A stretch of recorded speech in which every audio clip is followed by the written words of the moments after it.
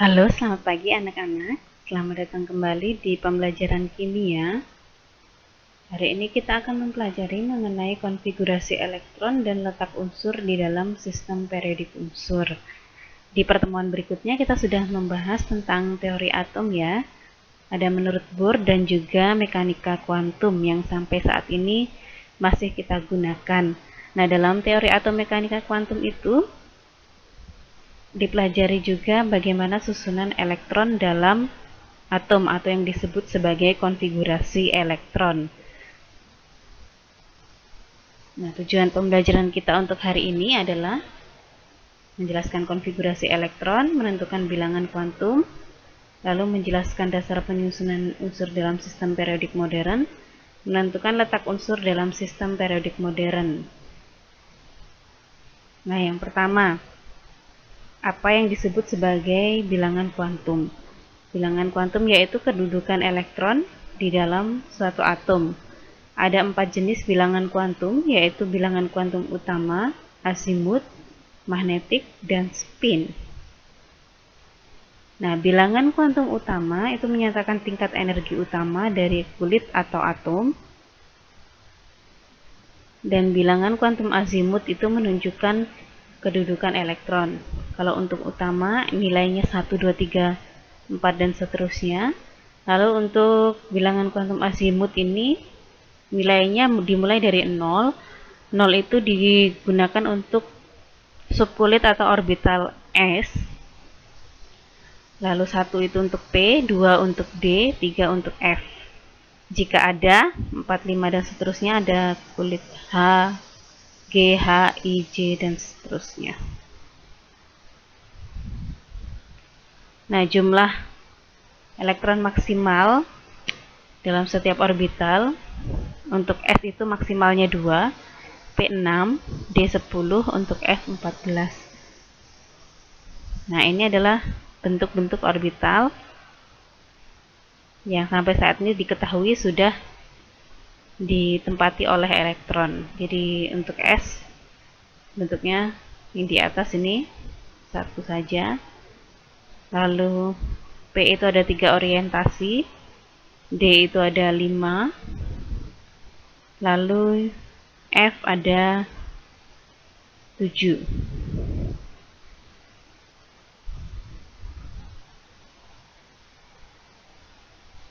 Yang ketiga itu bilangan kuantum magnetik, menyatakan orbital yang menempati elektron dan digambarkan dalam bentuk kotak. Nilainya dari L sampai plus, dari min L sampai plus L. Nah, di sini contohnya subkulit S itu L-nya 0, karena 0 itu tidak ada min dan plusnya, maka nilai M-nya hanya 1 yaitu 0 saja, maka hanya ada satu kotaknya. Lalu P itu 1, berarti dimulai dari min 1 ke plus 1, berarti ada 3 kotak, min 1, 0 dan plus 1. Lalu D itu ada 5, dari min 2 sampai plus 2. Untuk F itu ada 7, dari min 3 sampai plus 3. Ini untuk nilai bilangan kuantum magnetiknya. Setiap kotak isinya 2 elektron. Lalu bilangan kuantum spin menyatakan arah rotasi. Kalau berlawanan arah jarum jam, S-nya plus setengah. Lalu kalau searah jarum jam, arah medan magnetnya ke bawah, S-nya min setengah. Jadi kalau panahnya ke atas itu plus, panah ke bawah itu min. Hanya ada 2 jenis untuk spin. Jadi semua kemungkinan bilangan kuantum bisa diringkas sebagai berikut. Lalu bagaimana cara untuk menggambarkan konfigurasi elektron tadi atau bilangan kuantumnya? Nah, di sini untuk memahami konfigurasi elektron ada beberapa prinsip. Yang pertama adalah asas Aufbau. Pengisian orbitalnya dimulai dari subkulit dengan tingkat energi terendah. Bisa kalian perhatikan di sini, kalian bisa buat gambar dari 1S sampai ke 7S. Ini adalah orbital yang memang sudah ditempati elektron sampai saat ini. Untuk orbital-orbital lain belum ada karena sampai sekarang jumlah unsurnya baru sampai 118. Nah, cara mengurutkannya bisa kalian lihat, kalian ikuti tanda panahnya. Dimulai dari bagian atas itu 1S, lalu ke 2S, setelah 2S naik lagi ke atas jadi 2P, 3S dan seterusnya sampai ke 7P. Jadi tidak perlu urutannya itu dihafalkan, kalian cukup bisa menggambarkan yang ini, yang segitiga ini. 1S. Kalau 1 hanya ada S, kalau 2 ada S dan P, kalau 3 sampai D, 4 sampai F, 5 sampai F, 6 sampai D, kulit ke-7 sampai P. Lalu berikutnya ada kaidahan pengisian orbital dari suatu subkulit dimulai sendiri-sendiri dengan spin paralel kemudian berpasangan. Contohnya ini oksigen. Yang terakhir itu P isinya 4. Ada 4 elektron. Yang benar itu adalah elektronnya ke atas dulu, karena 3 kotak sudah penuh maka barulah ada 1 elektron yang ke arah bawah. Jadi tidak boleh dipasang-pasangkan dulu, semuanya harus sendirian dulu baru berpasangan. Lalu yang berikutnya adalah asas larangan Pauli. Tidak ada 2 elektron dalam satu atom yang memiliki keempat bilangan kuantum sama. Jadi misalnya ada 3p4, elektronnya ada 4. Elektron pertama itu A, yang kedua B, yang ketiga C, yang keempat D. Kita bisa dilihat N-nya sama karena sama-sama di kulit ketiga, L-nya itu 1, M-nya ada yang -1, ada yang 0, ada yang +1. A dan B sama karena dia sama-sama di kotak yang pertama. Tapi S-nya beda, yang A itu ke atas maka plus, yang B itu ke bawah maka min nilainya. Nah, selain menggunakan konfigurasi tadi yang 1S sampai dengan 7P, kalian juga bisa menuliskan konfigurasi elektron menggunakan singkatan dari gas mulia. Gas mulia itu ada di golongan 8A, di bagian paling ujung dari sistem periodik, dari helium sampai ke radon. Seperti ini contohnya. Lalu untuk menuliskan konfigurasi elektron ada keistimewaan untuk subkulit D, khusus D saja ya. Nah, contohnya di sini ada D, 3D4 dan 3D9. Nah, dia itu lebih suka kalau keadaannya penuh atau setengah penuh. D itu maksimal 10, maka penuhnya itu 10, setengah penuhnya adalah 5. Maka bisa menjadi 3D4 4S2. Dia ngambil 1 dari S menjadi 3D5 4S1. 3D9 dan 4S2 menjadi 3D10 dan 4S1. Lalu bagaimana kalau misalnya 3D3 4S2? Boleh nggak jadi 3D5 4S0? Nggak boleh ya. Jadi yang boleh mengambil 1 dari S itu kalau isinya 4 dan 9. Nah, contohnya bagaimana untuk menuliskan konfigurasi elektron. Yang pertama ada atom H. Nomor atomnya 1. Ingat kemarin kalau lambang kecil di bawah itu nomor atom. Berarti elektronnya 1. Maka konfigurasi elektronnya adalah 1s1. Bukan pangkat ya. Bacanya adalah 1s1. Berarti isinya ada 1 elektron. Lalu kalau 3Li, 1S, S tadi maksimal isinya 2, berarti 1S2. Karena Li punya 3, masih kurang 1 lagi. Nah, setelah 1S urutannya adalah 2S. Maka 1S2, 2S1. Lalu 10Ne. 10Ne dimulai dari 1S tetap, 1S2. Lalu 2S, S tadi maksimal 2, berarti 2S2. 2 tambah 2 itu 4. Sedangkan Ne punya 10. Maka sisanya masuk ke kulit berikutnya yaitu 2P. Maksimal 6. Pas 6 tambah 4, 10. 15P caranya sama. 1S2, 2S2, 2P6. Ini baru 10. Ke kulit berikutnya 3S. Tapi hanya bisa menampung 2. Maka 3S2. masuk lagi ke kulit berikutnya 3p3. Jadi jumlah angka yang di bagian atas ini harus sama dengan nomor atomnya. Dan untuk menuliskan angka yang di bagian atasnya ini, jumlah elektronnya, harus melihat jumlah maksimalnya. S itu 2, P 6, D itu 10. Boleh kurang, boleh pas, tapi tidak boleh lebih. Jadi misalnya yang ini 1S2, 2S2, 2P6, kita tidak boleh menuliskan 2S3, 2P5, itu tidak boleh karena S maksimal isinya 2. Jadi boleh kurang, boleh sama, tapi tidak boleh lebih.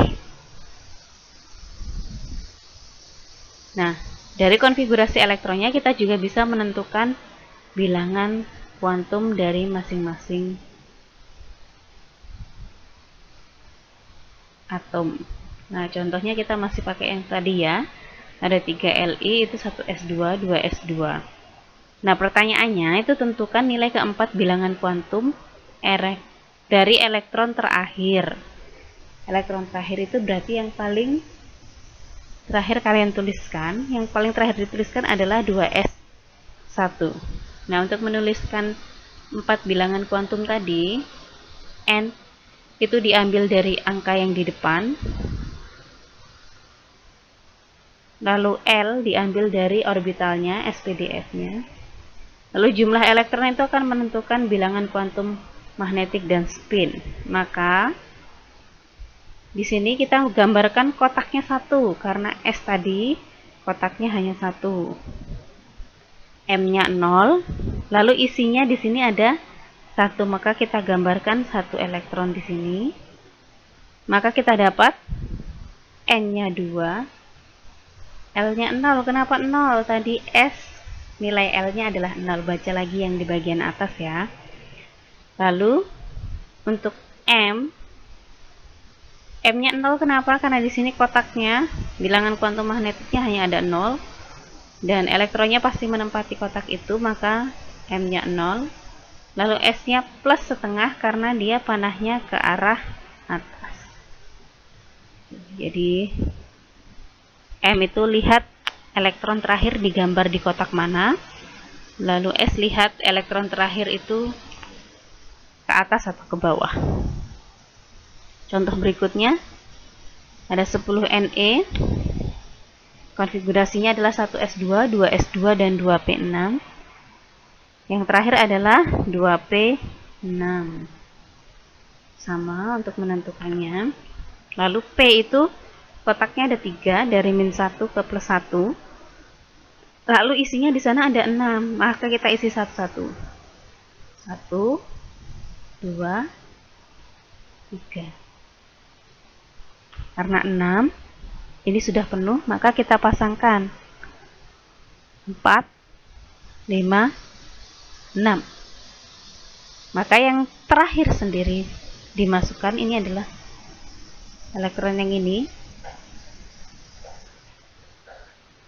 Keterangan kotaknya adalah +1 dan panahnya ke bawah, maka N-nya 2, L-nya 1 karena orbital P, M-nya adalah +1 sesuai dengan kotak elektron terakhir, S-nya adalah -setengah tadi yang kita masukkan terakhir yang panahnya ke arah bawah.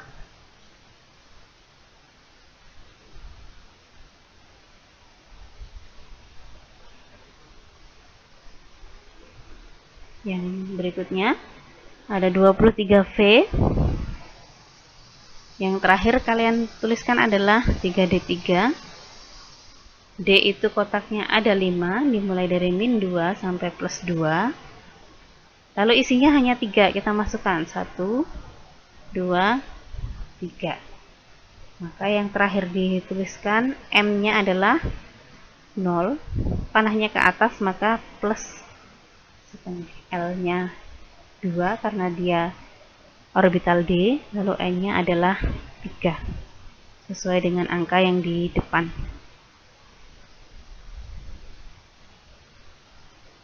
Nah, itu cara menentukan bilangan kuantum. Jadi dari konfigurasi elektron kalian tentukan 4 bilangan kuantum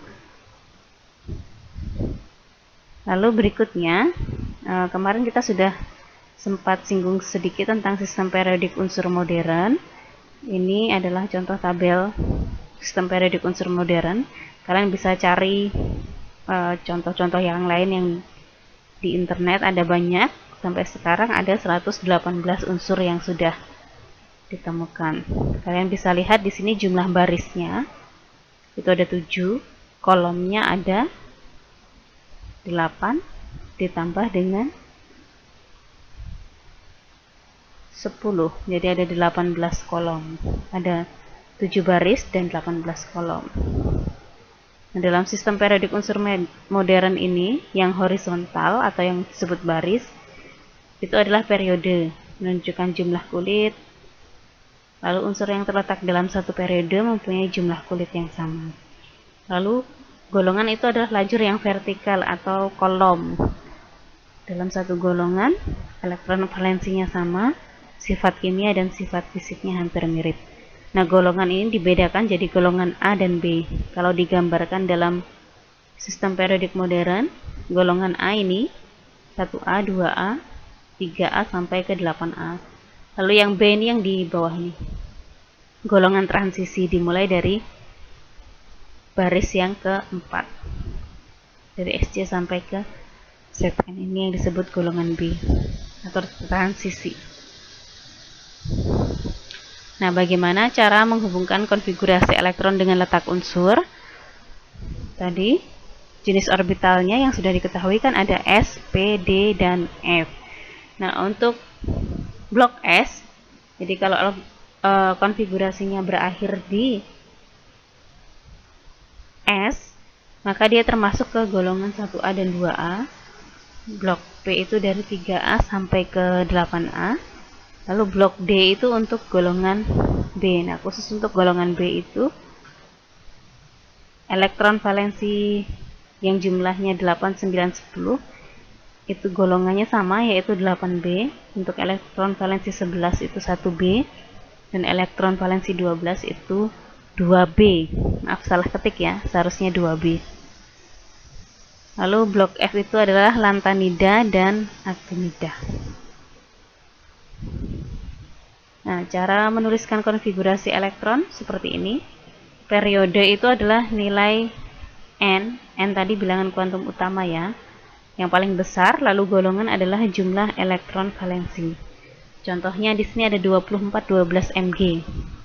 Konfigurasi elektronnya kita pakai yang 12, maka didapat 1s2, 2s2, 2p6, dan 3s2. N yang paling besar, lihat angka yang di depan itu yang paling besar adalah 3. Maka N terbesarnya 3, periodenya 3. Elektron valensinya berarti yang terakhir adalah 3s2. Jumlahnya ada 2 elektron, maka dia termasuk ke golongan 2A. Kenapa A? Karena ini S ya. Tadi kalau S dan P golongannya A. Lalu ada 31Ga. Nah, ini yang sedikit berbeda. Lihat di sini, N terbesarnya itu adalah 4, tapi lihat di sini 4-nya itu terpisah. Ada 4s2, 3d10, dan 4p1. Jadi untuk elektron valensinya, karena N terbesarnya 4, dan di sini ada yang angka 4-nya 2, maka kita jumlahkan 4s2 dengan 4p1. Jumlahnya ada 3, maka golongannya adalah 3. 3A karena dia berakhir di P. Nah, bedakan dengan yang contoh ketiga. Contoh ketiga ini ada 4s2, 3d5. N paling besarnya adalah 4. Karena antara 1, 2, 3, dan 4 yang paling besar adalah 4. Tetapi lihat, yang terakhir kalian tuliskan adalah 3d5. Maka elektron valensinya kan pasti juga ada di 3d5. Maka untuk subkulit D, jadi untuk khusus konfigurasi elektron yang pakai kulit D, itu harus dijumlahkan dengan S yang ada di depannya. Jadi elektron valensinya 4s2 ditambah dengan 3d5, ada 7. Maka golongannya adalah 7B. Nah, kenapa B? Karena dia berakhir di orbital D. Jadi kalau S ini bisa sendirian, boleh sendirian untuk jadi elektron valensi. Nah, kalau P dan D ini pasti selalu ditemani dengan S di depannya. Nah, itu adalah cara untuk menentukan konfigurasi letak unsur berdasarkan konfigurasi elektronnya. Cukup sekian penjelasan dari Ibu hari ini. Sampai jumpa di pertemuan berikutnya. Jika ada pertanyaan, jangan lupa tuliskan di bagian kolom komentar. Terima kasih dan selamat pagi.